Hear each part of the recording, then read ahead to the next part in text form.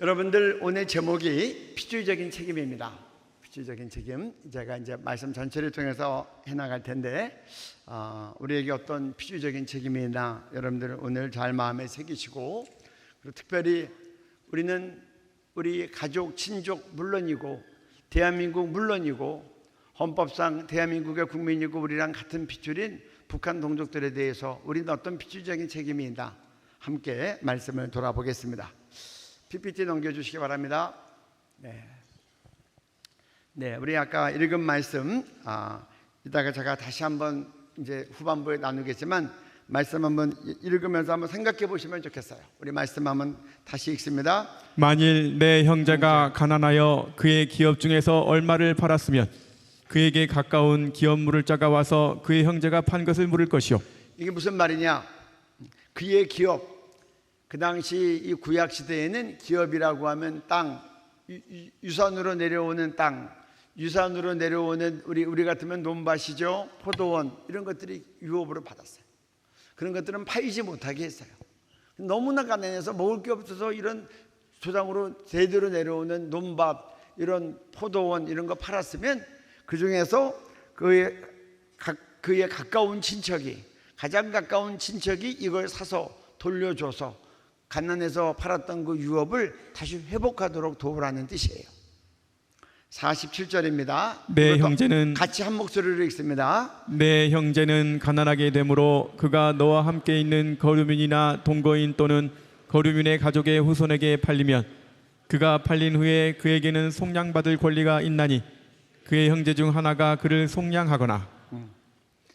옛날에 막 너무나 어려워지고 사고가 나고 농사가 안 되고 막 그렇게 되면 처음에는 땅을 팔아요. 그리고 포도원을 팔아요. 그러고도 없으면 집을 팔아요. 그러고도 없으면 자기가 노예로 들어가는 거예요. 나 노예로 들어가고 대신 나를 먹여만 살려줘. 자기 몸까지 노예로 팔려가면 그의 형제가 가서 팔려간 그 유대인을, 이스라엘 사람을 사오도록 한 거예요. 이게 피주의적인 책임이에요. 그래서 이 유대인의 이런 이 커뮤니티는 서로 우리 가족, 우리 가까운 친척을 넘어서서 한민족이 그런 피주의적인 공동체 의식을 가지고 살았어요. 신약에 와서도 마찬가지입니다. 디모데전서 5장 8절입니다. 누구든지 자기 같이 읽습니다. 누구든지 자기 친족, 특히 자기 가족을 돌보지 아니하면 믿음을 배반한 자요 불신자보다 더 악한 자니라. 네, 말씀 무서운 말씀이죠. 누구든지 자기 친족, 특히 가족 돌보지 아니하면 믿음을 배반한 자요 불신자보다 더 악한 자니라. 나 혼자 예수 믿고 우리 가족이 예수 안 믿고 나 핍박한다고 해서, 우리 부모님이 예수 믿는 거 반대한다고 해서 남처럼 살고 지나갈 수 없어요. 자기 친척, 가족 돌보지 아니하면 예수 안 믿는 사람보다 더 악한 자다. 성경은 그렇게 얘기해서 우리의 피주의적인 책임을 얘기하고 있어요. 이 피주의적인 책임은 확대하면 대한민국 우리 국민들, 우리 한민족에 대한 책임을 또 얘기하고 있어요. 제가 지금부터 여러분들이 북한의 영적 상황을 좀 이해하고 북한 동족이 얼마나 지금 어려운 지경에 있고 우리 한국교회 그리고 나는 북한 동족에 대해서 어떤 영적인 책임이 있는가 오늘 함께 나누고, 여러분들이 이제 자유민주주의 복음 통일을 이루는 그런 여러분들이 되기를 바라고, 통일한국은 예수왕국, 선교왕국, 압록강, 두만강을 넘어 전 세계로 복음을 들고 달려가서 세계를 선교하고 섬기는 우리 모두 되기를 바랍니다. 여러분들이 만약에 평양을 방문했는데 주일이 됐어요. 주일 예배를 드리려면 아마도 봉숙교회 가서 예배를 드릴 겁니다. 봉숙교회가 어떤지 한번 실태를 보여주는 40초짜리 영상을 보여드리겠습니다. 영상 틀어주십시오.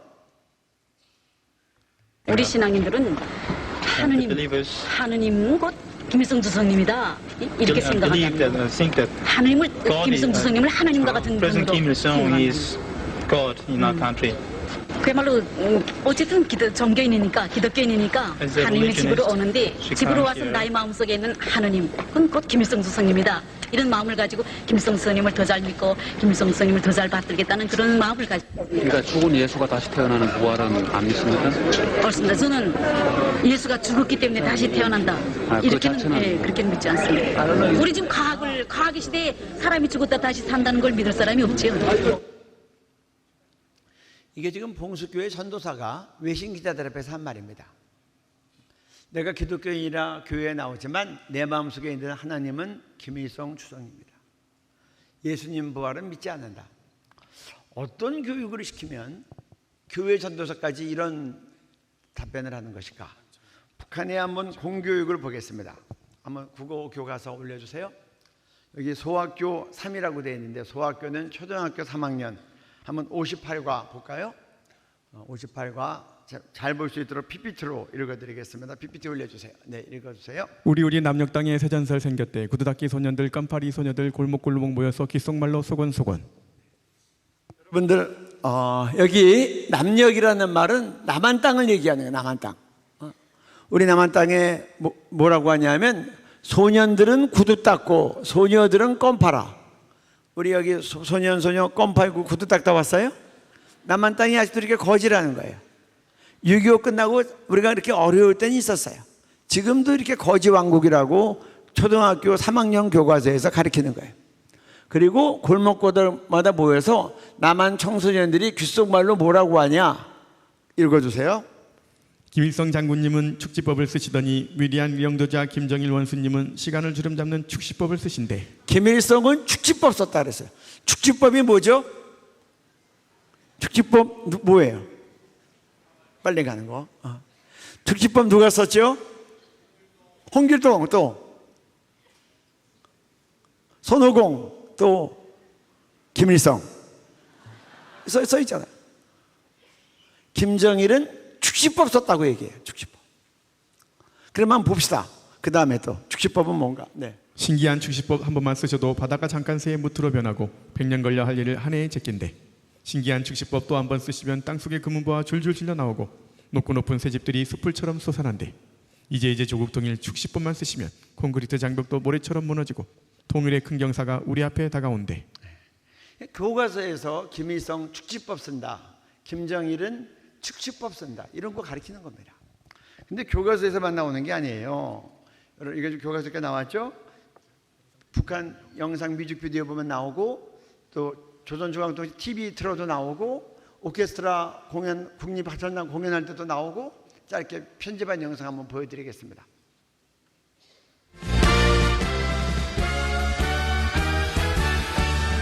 수령님 쓰시던 축지법 오늘은 장군님 쓰신다. 백두의 전법 신묘한 전법 장군님 쓰신다. 축지법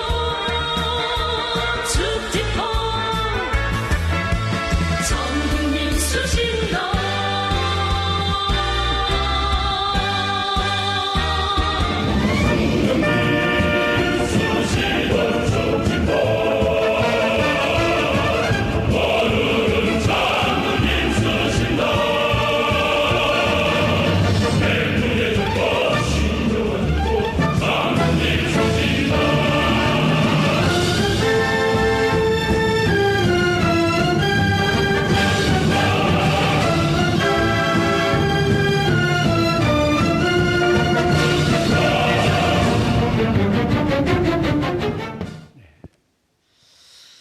축지법만이 아닙니다. 그 다음 볼까요?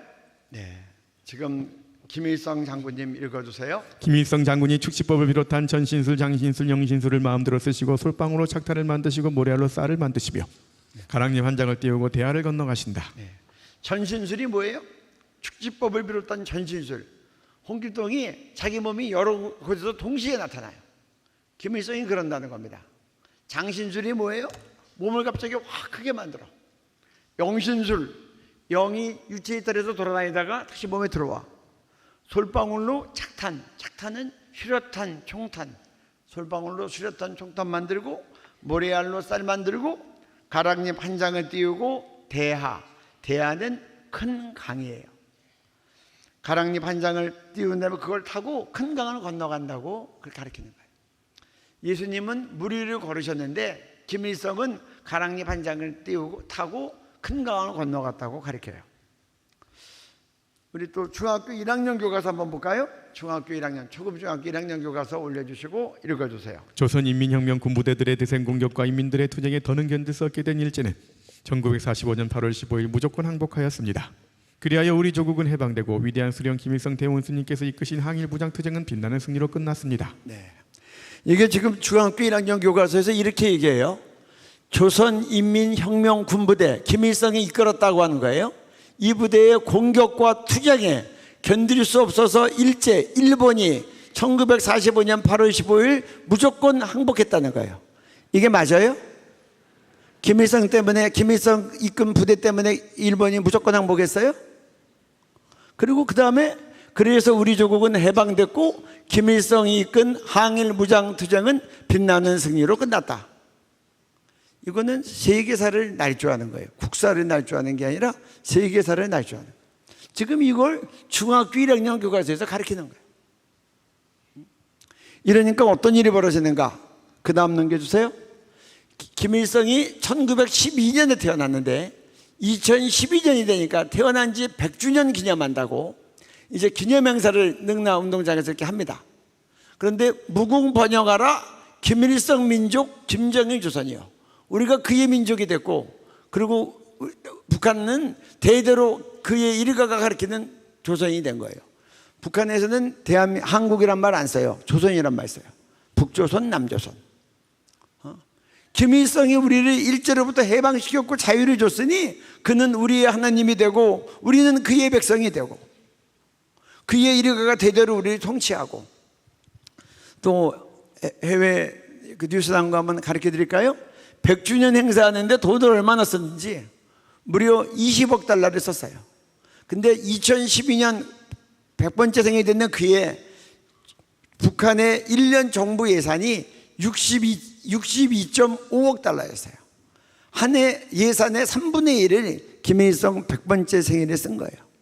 국민들은 도탄에 빠져서 국민들의 43% 정도가 영양실조인데 100주년이라고 수많은 외국 사람들을 불러서 항공료 대고 호텔비 대주고 그리고 100번째 생일이라고 선물이 100가지씩 줘서 보내니 국민들이 죽어나는 거예요. 그 다음에요. 근데 이 김일성 주체상이나 북한에 보면 성경적인 기조를 많이 따왔어요. 읽어주세요. 너희를 내 백성으로 삼고 나는 너희의 하나님이 되리니 나는 애굽 사람의 무거운 짐 밑에서 너희를 빼낸 너희의 하나님 여호와인 줄 너희가 알지라. 애굽 밑에 있던 이스라엘 민족을 하나님께서 구출하시고 난 다음에 내가 너희를 애굽의 노예 생활로부터 구출했으니 이제 나는 너희 하나님이 되고 너희는 내 백성이다 그렇게 하셨는데 꼭 그런 논리로 김일성이 일본으로부터 우리나라를 구해냈다고 거짓을 가리키고 그거를 근거로 김일성은 우리 하나님이 되고 우리는 그의 백성이 되고 이런 논리를 펴내는 거예요. 읽어주세요. 여호와 하나님 이스라엘의 구원자 해방자 김일성 조선의 구원자 해방자. 네, 그 다음에요. 여러분 북한의 사도신경 들어보셨어요? 네, 한번 읽어주세요. 전능하사 당과 인민을 영도하시는 김일성 주석을 내가 믿사오며 그 외아들 김정일 동지를 내가 믿사오니 이는 공산당으로 잉태하사 미 제국주의자들에게 평화를 박해를 받으시고 저리로부터 인민을 해방하러 오시리라. 김일성 그이는 하나님. 이런 책을 줘가지고 외국 사람들한테까지 파는 호텔에서 파는 거예요. 그래서 이 책을 읽고 나오다가 한 목사님이 놀라가지고 공개를 하신 거예요. 제가 이제 시간상 짧게 넘어갑니다. 그리고 여러분들 제가 하는 이 PPT는 영상은 판권이 없습니다. 여러분들 사용하기 원하시는 분들은 교회 영상실에 부탁해서 자유롭게 갖다 쓰시면 돼요. 김정일은 또 어떻게 우상했나 한번 볼까요? 네, 봅시다. 이북이 현세 천국이고 이북 민중이 현세 천국의 향유자 주인공이라고 볼 때 하느님이 있는 곳은 이북이며 현세 천국의 창업을 이루어 놓으신 김정일 영도자님은 정령이 이 땅에 계시는 하느님이시다. 여러분 북한에는 노동신문이 북한의 대표 언론입니다. 우리나라는 가장 많은 신문이 있고 방송국도 많지만 북한은 노동신문 하나면 끝이에요. 여기서 나오는 게 북한 연구한 사람들은 다 보는 거예요. 대표 언론이죠. 1996년 2월 18일 1996년 요 기간이 어떤 기간인지 혹시 아시는 분 있어요? 네. 어이구, 박수 한번. 아이고. 네, 감사해요. 제가 나중에 교회 사무실로 책을 하나 보낼 테니까, 제가 쓴 북한에 대한 책 보낼 테니까 교회 사무실에서 받아가세요. 네, 감사합니다. 이때 1995년, 96년, 97년 한 300만 명까지도 굶어 죽었다고 하는 고난의 행군 시기예요. 북한 강제가 무너져가지고 배급을 못 주니까 수많은 사람들이 굶어 죽은 거예요.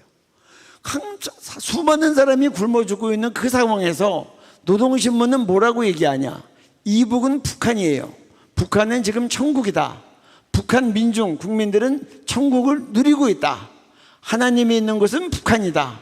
지금 현세 천국을 만들어 놓은, 북한을 천국으로 만든 김정일은 정녕 이 땅에 있는 하느님이다. 이렇게 김정일을 대표 언론이 하느님이라고 얘기하는 거예요. 제가 질문합니다. 공산주의에 하나님이 있어요, 없어요? 공산주의는 무신론이에요? 종교는 아편이라고 하고 박해예요? 그런데 지금 이런 일을 하고 있어요. 그러니까 이제 더 이상 북한은 엄밀한 의미에서 공산주의 국가가 아닙니다. 공산주의 시스템만 갖고 왔지 지금은 신정국가가 됐어요. 김일성도 신, 김정일도 신, 김정은도 지금 수령이 돼서 신의 반열에 올라갔어요. 근데 그 신은 왜 죽는지 모르겠어요. 그 다음에요, 이제 21세기 김정은 우상화를 한번 볼까요? 네, 읽어주세요. 3살 때 총을 쏘았고 9세 때는 삼촌의 10발의 총탄을 쏘아 목표를 다 명중시키고 100% 통구멍을 냈다. 사격 선수들도 명중 사격과 속도 사격에서 원수님을 따르지 못한다. 3살 때부터 운전을 시작해 8살도 되기 전에 구비와 경사지가 많은 비포장 도로를 몰고 질주했다. 9살 때는 방북한 외국 요트 회사 사장과 직접 요트 경기를 치러 김정은이 이겼다. 그러니까 이제 21세기가 되니까 신격화 내용이 달라져요. 막 축지법 쓰고 장신술, 영신술 뭐, 그리고 저기 가랑잎 타고 강 건너고 막 그러다가 이제는 뭐 명사수가 되고 운전을 잘하고 탱크를 몰고 뭐 차를 몰고 요트를 몰고 이렇게 나가는 거예요. 지난번에 김주혜가 탱크 몰았죠? 뉴스가 나왔어요? 지금 김정은도 탱크 몰았다고 다 얘기하는 거예요. 근데 여러분들 생각해 보세요. 3살 때부터 운전했다는데 댁내 아이들 3살짜리 운전석에 앉아놓으면 3살짜리 다리가 이게, 여러분 이게 브레이크에 가요? 브레이크에 갑니까? 악셀레이터에 가요? 요새 그렇게 나온 차 없어요. 근데 택도 없는 거짓말 100번 들으면 진짜 된다고 이렇게 반복해서 영상으로 보여주고 세뇌시켜서 이렇게 신격화를 하고 있어요. 김정은이 요새 어떻게 김정은이 나타나면 상황이 벌어지나 한번 영상 보시겠습니다. 우리를 키워주시고 내세워주시는 김정은 장군님 정말 고맙습니다.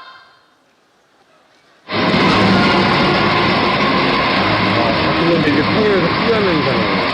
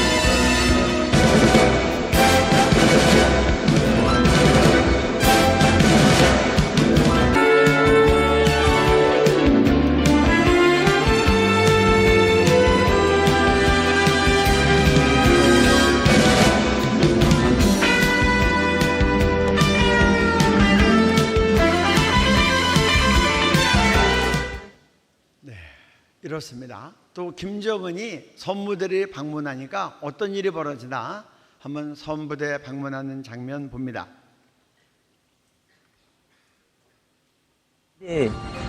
승리를 다해서 안전하게 모셔야 되는 게 내 사명이라는 걸 절실히 느끼면서 어슴없이 나서시는 인류의 어버이. 그의 모습에서 세계는 그 무엇으로도 굴복시킬 수 없는 위대한 사랑의 힘을 보았습니다. 위대한 사랑의 힘을 보았습니다.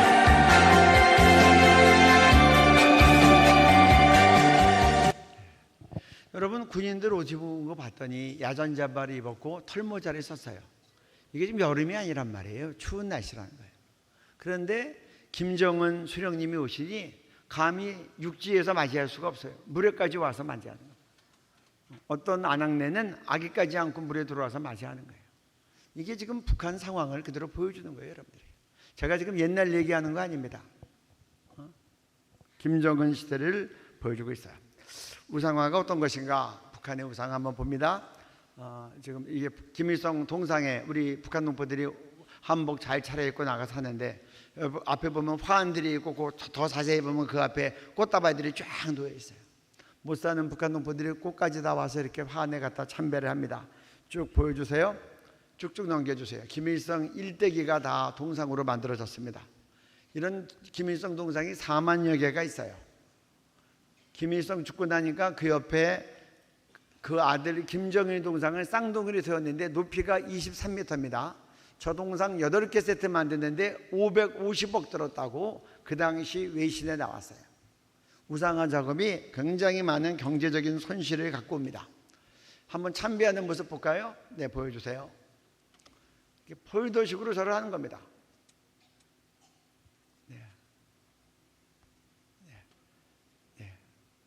그래서 우리가 우상화라고 얘기하는 겁니다. 그 다음이요. 이건 무슨 장면일까요? 가운데는 할머니예요. 양쪽에 있는 두 손녀딸 데리고 집에 있는 김일성 일가 사진에 90도로 절하는 겁니다. 그 다음에요. 김일성이 한번 지나가다 앉으면 기념물이 됩니다. 페인트 칠하고 유리관 씌웠습니다. 그 다음에요.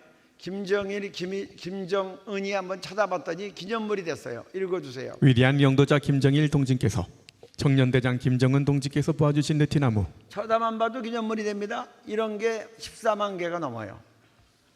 주체수상 딱 봅니다. 170m 기네스북에 있습니다. 여러분들 압록강 도망강 제가 2010년 11년 압록강 도망강 따라 쭉 북한에 기도 여행할 때 그때는 지금처럼 엄하지 않아서 가까이 가서 보면 북한 저쪽 마을에 있는 영생탑이 보였어요. 마을마다 영생탑이 있는데 아주 커요. 거기에 뭐라고 써 있는가 한번 볼까요? 위대한 김일성 동지와 김정일 동지는 영원히 우리와 함께 계신다. 김일성과 김정일은 죽지 않았어요. 인민 속에 영원히 함께 있다고 마을마다 영생탑을 만들어서 가리키는 거예요. 그래서 김정일이 죽었을 때 노동신문이 이렇게 나왔습니다. 위대한 김정일 동지는 우리 군대와 인민의 심장 속에 영생하실 것이다. 우리 가슴에 예수 그리스도가 있듯이 거기는 김정일은 모든 인민의 마음속에 심장에 함께 있다고 영생교로 가리키는 거예요. 영생한다고.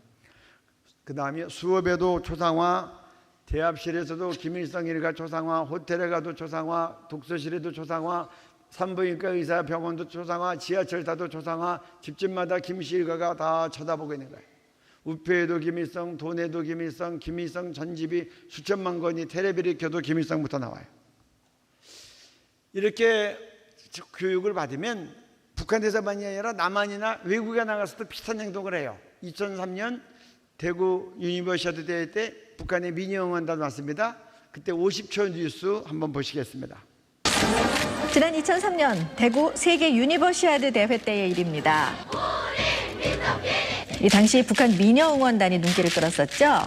그런데 갑자기 버스가 서더니 미녀 응원 단원들이 내려서 뛰기 시작합니다. 우리 장군님 용상 이용대 못했나 보십시오. 네? 뭐라고요? 경양 김정일 장군님 용상 이용대 못했나 좀 보십시오. 이렇게 쏘고 동남에다가 어떻게 먹습니까? 이들이 본 것은 김대중 전 대통령과 김정일 위원장의 사진이 인쇄된 플래카드였습니다. 어제도 비가 오고 오늘도 비가 오는데 대책이 안 세지는 것 같습니다. 이제 비가 오게 되면 우리 장관 영상이 젖어준단 말입니다. 우리 이걸 보고 절대로 그냥 갈 수 없습니다. 우리 하늘의 태양을 열리가 멋있는 말이 어디 있나 정말. 결국 플래카드를 떼어내서 사진이 접히지 않도록 그야말로 모셔갑니다.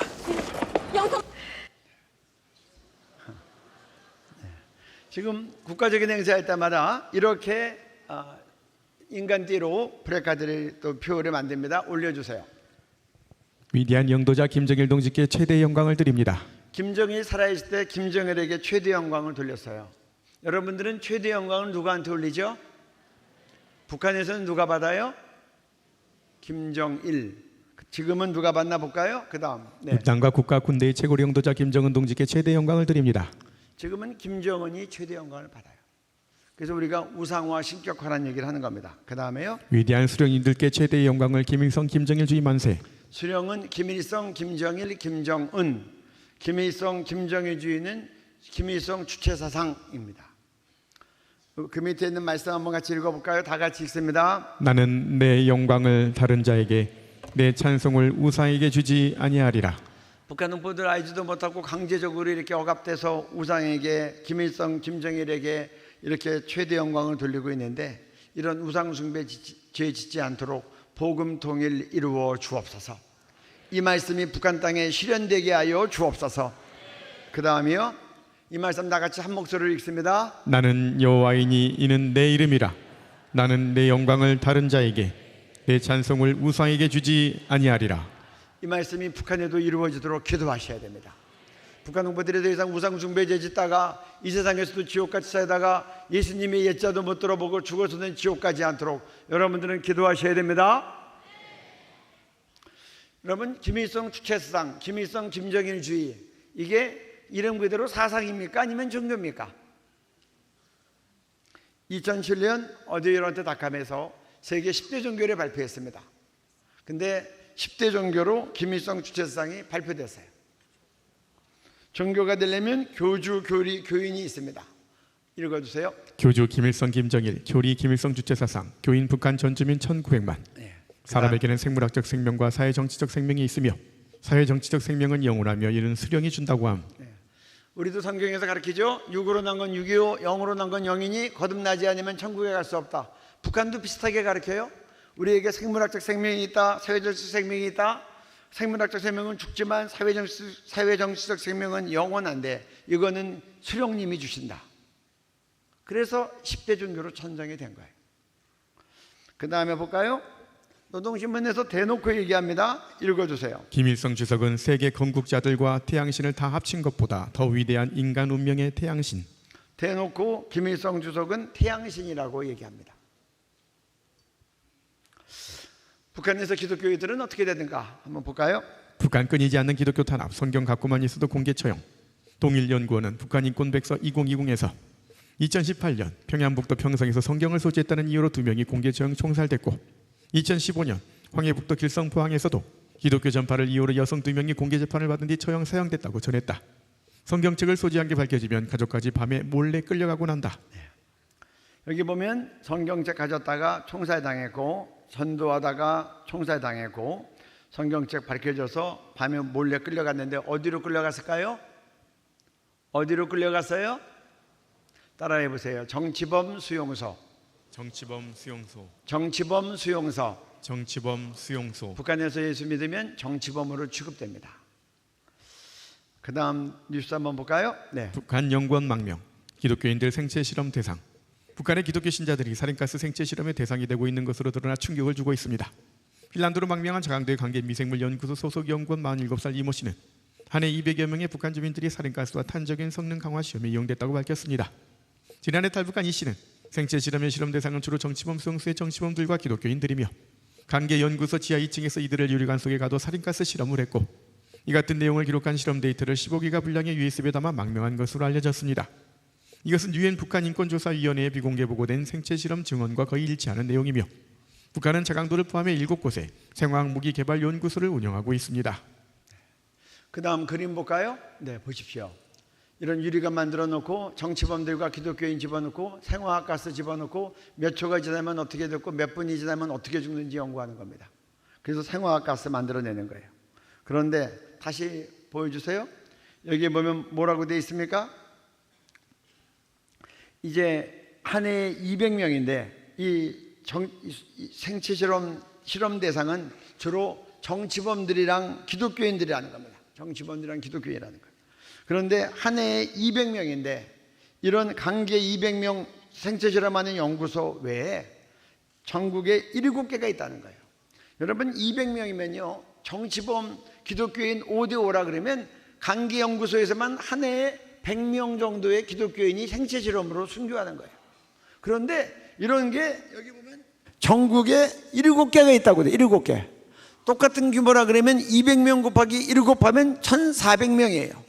그 중에 기독교인이 절반이라 그러면 1년에 한 해에 700명씩 기독교인들은 예수 믿었기 때문에 순교하시는 거예요. 생체 실험으로. 여러분들 전도하다가 작년에 뺨이라도 한 대 맞은 사람 있으면 손 들어보세요. 우린 이렇게 편안하게 신앙생활 하는데 이 북한에서는 생체 실험으로 이렇게 수많은 사람들이 순교하고 있어요. 그리고 기독교인들이 발각되면 죽이거나 수용소에, 정치범 수용소에 보냈는데 정치범 수용소가 어떤지 한번 영상 한번 보여주시기 바랍니다. 지난 2004년 일본의 한 매체를 통해 최초 공개된 북한 정치범 수용소의 실상은 충격적이었습니다. 수용소는 고압전류가 흐르는 철조망에 에워싸고 있었고 무장한 경비병이 순찰을 도는 장면이 포착되었습니다. 수감소 정치범들은 혹한의 날씨 속에서 강제 노역을 하고 있었죠. 몰래 배춧잎을 먹고 있는 수감자도 촬영됐습니다. 영상 속의 장소는 함경남도에 위치한 요독 수용소로 북한의 정치범 수용소 가운데 가장 규모가 큰 곳이었습니다. 배고픔 속에서 하루에 반나절을 강제 노역에 시달리고 공개 처형이 일상적으로 이뤄지는 곳, 바로 북한의 아우슈비츠라 불리는 정치범 수용소입니다. 일반적으로 기독교인이나 공산주의에 반대하는 사람들 등 북한 체제에 위협이 되는 자들과 그의 가족 3대를 사회로부터 완전히 격리시키고 강제 노동을 통해 처벌하는 곳을 의미하죠. 북한 정치범 수용소는 공식적인 구금시설이 아니라 임의적, 자의적으로 운영되고 있으며 현재는 거대한 규모의 총 5개에서 8개의 수용소가 운영되고 있는 것으로 파악되고 있습니다. 2013년에는 정치범 수용소 한 곳이 폐쇄된 것으로 알려졌고 현재는 최소 23만 명 이상이 수용소에 가두어져 있을 것으로 추정되고 있습니다. 그동안 북한은 교화소 당국자들을 내세워 정치범 수용소의 실체를 부정하였지만 정치범 수용소의 실태는 수용소 출신 탈북자들의 증언과 위성사진 등을 통해 드러났습니다. 이 사진은 평안남도에 있는 개천 14호 관리소를 위성사진으로 본 모습인데요. 대동강을 끼고 다닥다닥 붙어있는 수용자들의 숙소들이 있는데 그 사이에는 14호 관리본부가 있습니다. B구역과 C구역은 A구역보다 다소 규모가 작으며 옥수수밭으로 추정되는 땅과 공개 처형장을 끼고 있습니다. 최근 구글에 찍힌 이곳의 위성사진에는 관리시설로 보이는 3개의 건물이 신축되었고 6개의 건물의 지붕이 청색으로 도색되었습니다. C구역 관리소에서 수용자들이 재배한 옥수수를 마당 공터에 널어 말리는 모습도 찍혔는데 해가 바뀔수록 수확이 저조한 탓인지 옥수수 말리는 양이 점차 줄고 있습니다. 가족 단위로 끌려온 세대는 3평 정도의 크기의 이른바 하모니카 집에서 생활하며 정치범 가족마을을 구성하고 있습니다. 북한의 정치범 수용소는 크게 2종류로 분류됩니다. 한번 들어가면 죽을 때까지 못 나오는 완전 통제 구역과 희박하게나마 석방될 가능성이 있는 혁명화 구역이 있죠. 이 혁명화 구역은 최소 3년 이상 복역하다가 출소해서 다시 사회로 나와서 생활할 수 있는 수용소입니다. 그들이 말하는 혁명화 과정을 거쳐서 사회로 복귀할 수 있는 수용소인데 대부분의 모든 수용소는 완전 통제 구역이고 혁명화 구역은 15소 요독 수용소 일부 지역만 유일하게 운영되고 있습니다. 수용소로 들어가기 전 정치범들에게는 어떠한 종류의 사법적 절차가 제공되지 않기 때문에 혁명화 구역에 갇혀있는 사람들조차도 본인의 형기를 알 수 없습니다. 이곳에 끌려오게 된 수감자들은 가혹한 강제 노역에 동원이 됩니다. 수용소에서는 어린아이건 노인이건 몸이 불구가 되건 상관없이 이른 새벽부터 밤늦게까지 강제 노동을 해야 하죠. 석탄채굴, 각종 공사, 벌목 등 하루 평균 12시간에서 15시간 정도 일을 해야 하는데 작업량을 채우지 못하면 식량 배급도 못 받고 잠도 잘 수 없습니다. 무엇보다 이들을 통제하는 수단은 역시 식량입니다. 강도 높은 노역에도 불구하고 한 끼에 옥수수죽과 배추 3줄기, 약간의 소금이 배급되는데 엄청난 노동으로 인해 허기진 배는 풀을 뜯어 먹거나 기어다니는 것을 잡아먹으며 채우는 것이 수용소의 참상이라고 하죠. 국제사면위원회는 1999년부터 2001년 사이에 수용소 수감자의 40%가 영양실조로 숨졌다고 밝혔습니다. 수용소에선 성폭행, 낙태, 구타, 고문, 공개처형과 같은 인권 침해가 일상화되어 있는데 여성들은 간부들의 성노리개가 되고 굶주림과 인권 탄압을 견디다 못해 탈출하는 경우도 있다고 합니다. 이때 탈출을 하다 잡히게 될 경우 갖은 고문을 당한 뒤 공개처형됩니다. 이곳에서 벌어지는 고문은 너무나 잔인하고 다양하여 지구상에 존재하는 지옥과도 같습니다. 강제수용소 수용자 출신의 탈북자 강철환 씨의 증언에 의하면 그가 요독 수용소에서 10년가량 수감 생활을 하는 동안 자신이 목격한 공개 처형 횟수가 15차례에서 20차례였다고 증언한 바 있습니다. 북한에서는 국가나 민족에 반역하는 사람을 정치범 수용소에 수감하도록 규정하고 있지만 실제로는 말 한마디 잘못했다고 끌려오거나 김씨 일가를 비난하는 사람들이 대부분 끌려오게 됩니다. 남한의 방송이나 영상을 본 사람, 탈북시도, 심지어 기독교 신자와 그 가족도 정치범으로 간주되고 그 계층은 농민부터 최상위에 이르는 직급까지 잡아들이죠.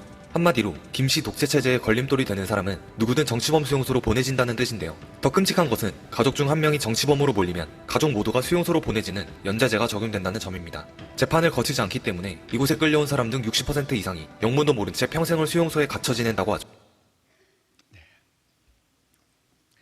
그 다음이요. 이런 수용소에 몇 명이나 있는 것 같습니까? 뭐 여러 가지 의견이 있지만 전문가들 그리고 전문 매체에 의하면 보통 22만 명, 23만 명 얘기합니다. PPT 이제 맞춰서 올려주세요. 네, 그 다음에요. 제가 시간 관계상 좀 빨리빨리 진행합니다. 어린아이가 수용소에서 재봉틀 옮기다가 떨어뜨렸다고 어린아이를 손가락을 칼로 자르는 겁니다. 그 다음에요, 어린아이를 또 지하 감방에서 불고문합니다. 손발을 천장에다 묶어놓고 아래 불을 뗍니다. 그리고 몸을 불을 피하지 못하게 이 쇠사랑으로 배를 찍어서 고정시키는 겁니다. 그 다음에요, 지금 여러분들이 제가 하는 것이 너무 주관적으로 보인다고 생각할까봐 한 나라를 평가한 데서는 국제지수를 가지고 옵니다. 많이 쓰이는 게 민주화 지수입니다. 167개국 중에서 북한은 꼴등입니다. 경제자유화 지수 176개국 조사했는데 북한이 꼴등, 언론 자유화 지수 180나라 조사했는데 북한이 꼴등, 글로벌 부패 지수 195나라 조사했는데 북한이 꼴등. 전 세계 제일 부패한 나라가 북한이라는 겁니다. 이거 그 다음은 기억해 두세요. 세계 노예 지수, 전 세계 국민들 가운데 제일 노예처럼 사는 국민이 우리 북한 동포들입니다. 1등. 기독교 박해 지수 기억하세요. 전 세계에서 예수 믿기 제일 어려운 나라가 북한입니다. 기독교 박해 지수 2002년부터 지금까지 계속 1등입니다. 2등부터 10등까지는 이슬람 국가들이에요. 이슬람이 김일성 주체사상교를 못 당합니다. 가장 기독교를 대적하는 적그리스도적 종교가 김일성 주체사상교라는 거예요. 그 가운데 있는 우리 북한 동포들을 위해서 우리가 남한교회에 나의 책임은 무엇인가 오늘 생각해 보기 바랍니다.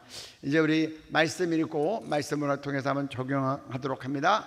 말씀 읽어주세요. 또한 내 이웃을 내 자신같이 사랑하라 하였나이다. 그러면 내 이웃이 누구니까? 예수께서 대답하여 이르시되 어떤 사람이 예루살렘에서 여리고로 내려가다가 강도를 만나며 강도들이 그 옷을 벗기고 뛰려 거의 죽은 것을 버리고 갔더라.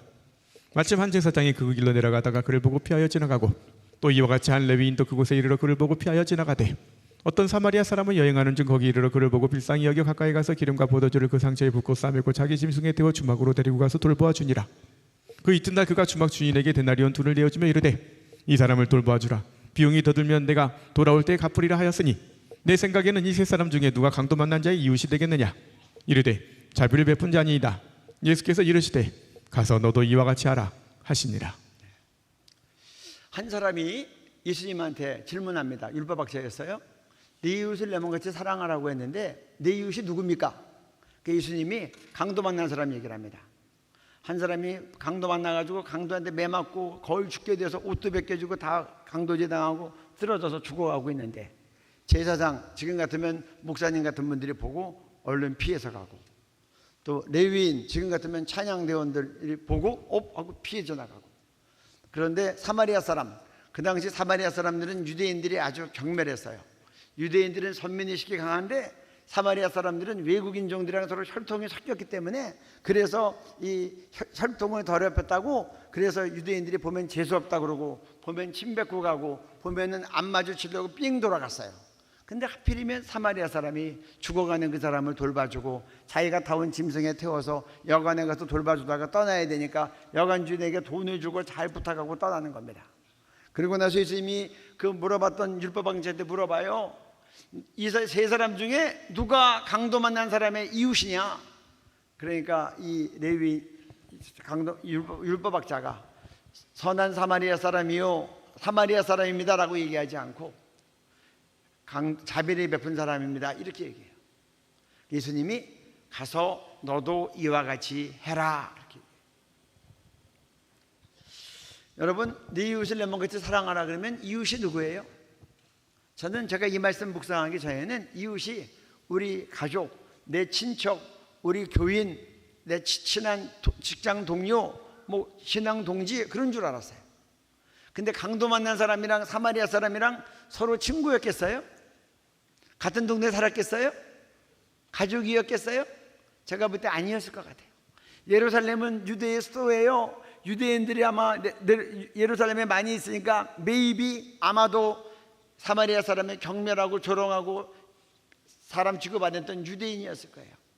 그럼에도 불구하고 내가 한번 본 적도 없고 또 혹 나를 경멸했을지라도 지금 내가 도와주지 않으면 죽어가는 그 사람, 내가 그를 도와줄 때 나는 그의 이웃이 되는 거고, 이게 내 이웃을 내 몸같이 사랑하라 해서 이웃에 대한 주님의 설명이에요. 끼리끼리 사랑하고 끼리끼리 좋아하고 끼리끼리 축복하고 끼리끼리 나눠가는 것, 오케이, 그것도 좋아요. 하지만 주님은 이웃 사랑할 때 내가 한 번도 본 적이 없어도 홍나를 경멸했을지라도 내가 도와주지 않으면 죽어가는 그 사람, 내가 그를 도와줄 때 그때 나는 그의 이웃이 되고 이웃사랑이 된다는 거예요. 여러분들, 우리 지금 이 강도 만난 사람들 보면 여러분 누가 떠올라요? 지금 전 세계에서 가장 극심한 강도가 누구예요? 김일성 주체상 아니에요? 김일성, 김정일, 김정은 배후의 역사하는 악령, 그 악령의 이름이 김일성 주체상이라는 거예요. 공산주의 사상도 사탄의 사상이에요. 배후에 사탄의 역사가 있는 거예요. 하나님을 대적하고 예수 믿는 사람 죽이고 복음을 전파하지 못하게 해서 다 지옥 가게 하는. 그래서 지금 하나님께서 우리에게 누가 김일성 주체상이라고 하는 당대의 최악의 강도를 만나서 이 세상에서도 노예처럼 살고 지옥에처럼 살다가 죽어서는 진짜 지옥에 가는 북한 동포들의 이웃이 되겠느냐? 오늘 그렇게 말씀하시는 거예요. 여러분, 북한에 우리가 막 인도적 지원한다고 막 물건들 많이 보내는데 보내는 물건들이 마음은 좋지만 실제로 북한 동포들에게 잘 전달이 됩니까? 전달돼요, 안 돼요? 저희는 탈북민 구출을 사역을 했어요. 그래서 제가 탈북민들 구출하고 나면 처음에 열심히 물어봤습니다. 우리가 인도적 지원하는 거 봤습니까? 제가 여쭤본 탈북민들 가운데 대북 지원 배급받았다는 사람은 한 명도 없었어요. 그래서 그 다음부터 우리 확인되지 않는 대북 지원은 하지 않겠다고 생각했어요. 여러분, 북한 정권과 북한 주민들을 구별해서 생각해야 됩니다. 노예처럼 짓밟히고 있는 북한 농부들 도와줘야 되는데 잘못 도와주면, 지식이 없으면 잘못 도와주면 강도 집단을 더 크게 만들어서 더 큰 칼이 쥐어져서 우리 북한 농부들의 노예 생활이 더 길어지지 않도록 우리들은 잘 분별하며 북한을 도와야 될 줄로 압니다. 제가 시간 관계상 자세한 얘기는 하지 않아요. 지금 탈북민들이 북한에 있는 가족들한테 송금해요, 안 해요? 송금합니다. 나중에 검색해 보세요. 100만 원 보내면 30만 원에서 50만 원은 브로커가 띄고 전달이 돼요. 그러면 브로커들이 받아서 전달하고 난 다음에 확인하기 위해서 중국 핸드폰으로 전화통화도 시켜주고 문자 확인 문자도 보내줘요.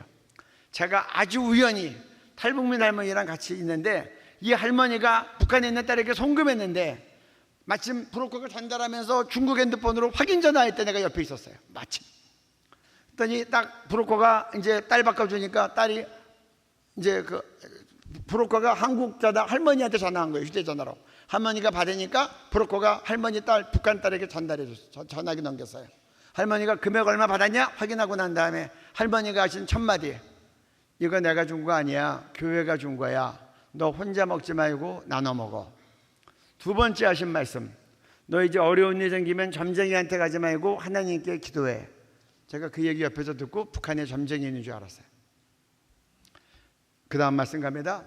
사울이 길을 가다가 다메섹에 가까이 이르더니 호련히 하늘로부터 빛이 그를 눌러 비추는지라. 땅에 엎드려져 들으며 소리가 있어 이르시되 사울아 사울아 내가 어찌하여 나를 박해하느냐 하시거늘 대답하되 주여 누구시니까? 이르시되 나는 내가 박해하는 예수라. 내가 줄일 때에 너희가 먹을 것을 주지 아니하였고 목마를 때 마시게 하지 아니하였고 나그네 되었을 때 영접하지 아니하였고 헐 벗었을 때에 옷 입히지 아니하였고 병들었을 때와 옥에 갇혔을 때에 돌보지 아니하였느니라 하시니 그들도 대답하여 이르되 주여 우리가 어느 때에 주께서 줄이신 것이나 목마르신 것이나 나그네 되신 것이나 헐 벗으신 것이나 병드신 것이나 옥에 갇히신 것을 보고 공양하지 아니하더이까?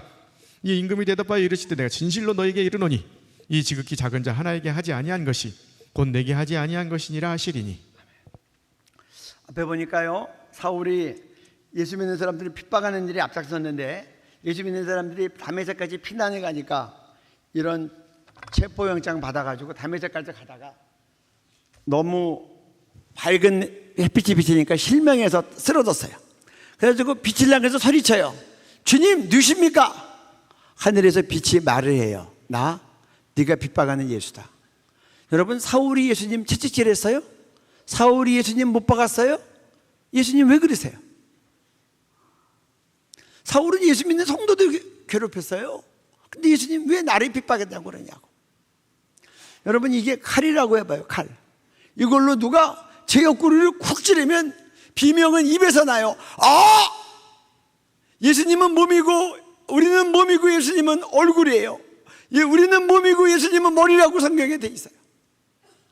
성도들이 고문당할 때 예수님이 한 몸 그 얼굴에서 그 입에서 비명이 나오는 거예요. 그러니까 바울에 대해서 나는 네가 핍박했던 예수야. 북한의 지역교회 성도들이 생체실험 당하고 강간당하고 강제도 당하고 맞아 죽고 굶어 죽고 얼어 죽을 때 주님께서 같이 고통당하고 같이 비명 지르셨다는 거예요. 훗날 우리가 예수님 앞에 다 설 겁니다. 옛날 성경에 의하면 우리가 우리의 삶을 짓고 한다고 돼 있어요. 그때 주님께서 우리에게 내가 북한 땅에서 굶어 죽어갈 때 네가 나를 생각하지 않았다.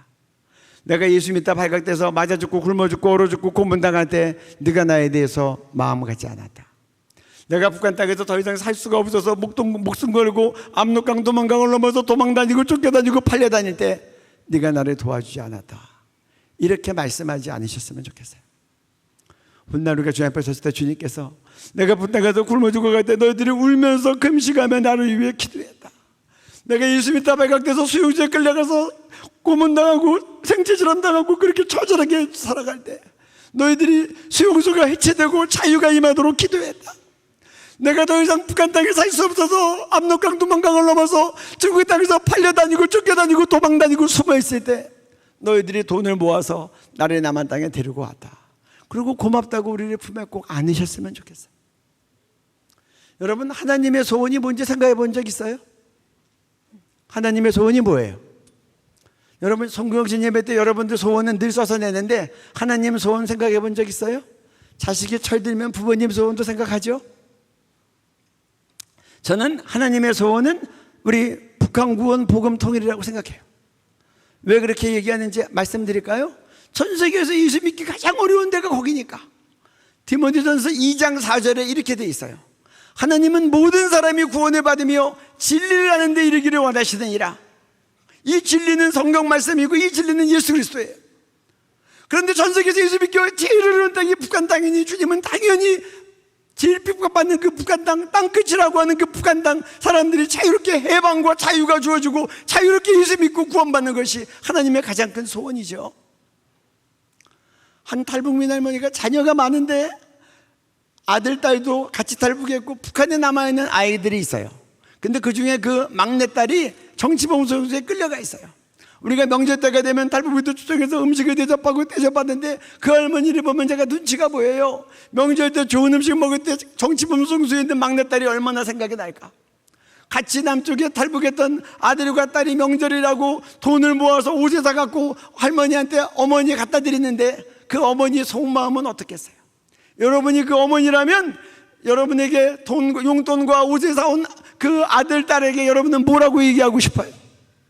제가 그 할머니라면 전 이렇게 얘기할 것 같아요. 이거 다 필요 없어. 수용소에 있는데 막내 동생 데리고 나와. 이게 엄마 마음 아니겠어요? 오늘 한국교회 주님이 그렇게 얘기하세요. 너희들 다 좋은데 처참하게 살고 있는데 북한 동포들 잊지 말고 분단 81년이야. 언제까지 끌래? 북한 사람들은 굶다가 죽기까지 하는데 우리는 지금 다이어트 하기 위해서 힘을 쓰고 있고. 하나님 사랑한다고 하면서 하나님의 소원 생각해 보셨어요? 그 다음에요.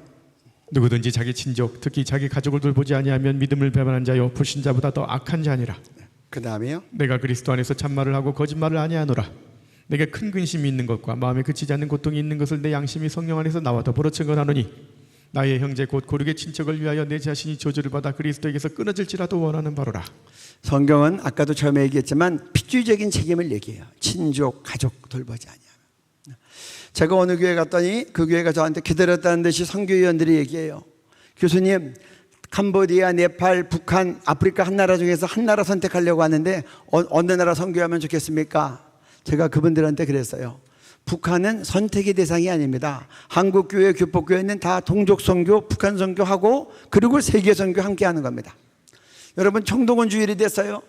우리가 전도대상을 고를 때 우리 엄마 아버지가 예수 안 믿으면 우리 엄마 아버지는 전도대상이 선택이 아니에요. 필수입니다. 옆집 아저씨를 데려갈까 앞에 집 아줌마를 데려갈까는 우리가 선택할지 모르겠지만 우리 엄마 아버지가 예수 안 믿고 내 동생이 예수 안 믿는데 그게 선택의 대상이 돼요? 내가 아프리카 선교사로 나가도 우리 엄마 아버지가 예수 안 믿으면 우리 아버지 어머니 예수 믿고 구원받게 해달라고 간절히 기도하는 게 그게 정상적인 기독교인이죠. 부모에게 부모님 예수 믿고 구원받게 하는 것보다 더 큰 효도가 있어요. 우리 자녀 사랑이, 우리 아이들이 예수 믿고 구원받아서 천국 가는 것보다 더 큰 사랑이 있어요? 아무리 하버드가 나오고 아무리 돈을 많이 벌어도 죽어서 지옥 가면 무슨 소용이 있어요? 일생은 짧고 그 다음 영생은 영원한데. 제가 극동방송 갔더니 PD가 저한테 물어봐요. 교수님 언제 통일돼요? 제가 한국교회 학위에 달렸습니다. 1995년 분단 50년 됐을 때 희년이라고 통일되기를 바랐는데 안 됐고, 60년 됐을 때도 안 됐고, 70년 됐을 때 2015년 하나님 바벨론 포로생활도 70년대 끝냈는데 우리 북한 동포의 노예생활 끝나게 해주세요. 안 되더라고요. 그때 깨달은 게 있어요. 연수가 찬다고 되는 게 아니다. 값을 치러야 된다. 금식값, 헌신의 값, 기도, 우리 그 북한 동포 살아가는 열정, 노력, 이런 거 거의 안 하니. 탈북민 사역자가 한 명 중국에서 예수 믿고 왔는데 남한교회 갔는데 대표 기도할 때 북한 기도가 안 나와서 실망했대요. 6개월을 있었는데 하필이면 그 교회는 북한 얘기 한마디도 안 나와서 주님 저 이 교회 떠나겠어요 그랬더니 더 있어라. 6개월 더 있으면 나올 줄 알았더니 6개월 더 있어도 목사님도 설교 때 북한 얘기 안 하고 대표 기도도 북한 얘기가 안 나와서 상처받고 주님이 이러려고 저 이 교회에 더 있으라고 했어요? 하나님이 그러시더래요. 원통하냐? 나는 더 원통하다. 네가 억울하면 네가 목사가 돼서 북한에 설교하고 북한을 위해서 기도해라. 그래서 이분이 신학교 가서 지금 목사가 돼서 목회를 했는데 탈북민 남한성도 같이 해요. 자기가 중국에서 예수 믿어서 중국에 가서 선교하면서 탈북민 교육하면서 구출하면서 그렇게 선교하고 있어요.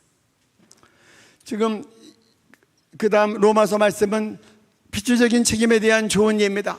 사도 바울은 이방인 선교사로 부름받았어요. 유대인이지만 이방인 세계 갈 때마다 이 디아스포라 유대인들이 세계 각지에서 회당을 짓고 자기들끼리 신앙생활하고 있으니까 그 회당에 가서 예수님 복음을 전했는데 유대인들이 거부하니까 여기 뭐라고 되어 있어요? 그 셋째 줄에 마음에 큰 근심과 마음에 그치지 않는 고통이 있다. 유대인들이 복음을 거부하니까. 그리고 나서 3절이 유명한 사도 바울이 동족 유대인을 위한 기도입니다. 나의 형제 곧 골육의 친척 유대인들을 위하여 그들이 구원받을 수 있다면 내 자신이 저주를 받아 그리스도에게서 끊어질지라도, 저주를 받아 그리스도에서 끊어지면 어떻게 되는 거예요? 쉽게 얘기하면 지옥 가는 거예요. 내가 지옥 가도 좋으니 원하는 바로다. 유대인들 살려주세요. 사도 바울은 나 지옥 가도 좋으니 유대인들은 예수님 믿고 구원받게 해달라고 그렇게 기도했어요. 이방인 선교사로 부름받았지만 필주적인 책임은 놓을 수 없는 거예요. 선교 현장에서 유대인들 만나면 복음 증거했는데 유대인들이 복음을 거부하니까 이방인 선교사 사도 바울은 동족을 위해서 하나님 유대인들이 주님 영접하고 구원받을 수 있다면 저 지옥 가도 좋으니 우리 동족들 살려주세요. 이게 이방인 선교사였던 사도 바울이 동족을 위한 기도예요. 이게 성경이 얘기하는 필주적인 책임이에요. 누구든지 자기 친족, 자기 가족을 돌보지 아니하면 믿음을 배반한 자요 불신자보다 더 악한 자니라. 구약시대에는 기업 물을 자, 한 집안이 망하면 제일 가까운 친척이 그걸 감당하게 했던 거예요. 오늘 남한교회는 북한 동족 구원하기 위해서 이렇게 힘을 쓰고 있습니까? 교포교회는 북한 동족 전 세계에서 가장 노예처럼 사는 우리 동족들 때문에 마음을 찢고 있습니까? 마지막 말씀입니다.